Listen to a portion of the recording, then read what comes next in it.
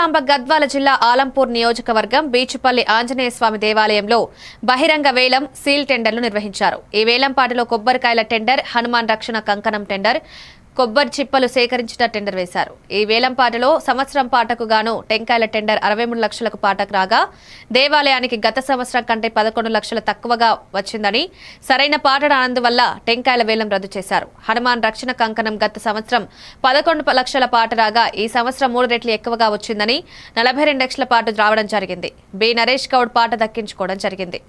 Endowment inspector Venkateswaramma, EO Raman Goud, Brahmaiah, Shankar Reddy, ఆలయ అర్చకులు ప్రహ్లాదాచారి, మారుతిచారి పాల్గొన్నారు.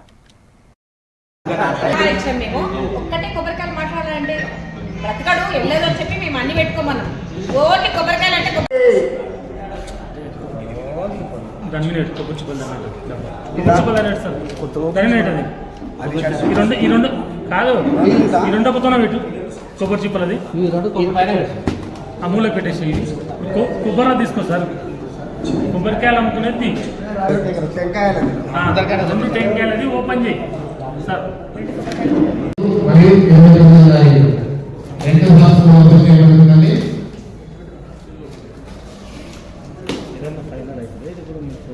అయిపోతుంది.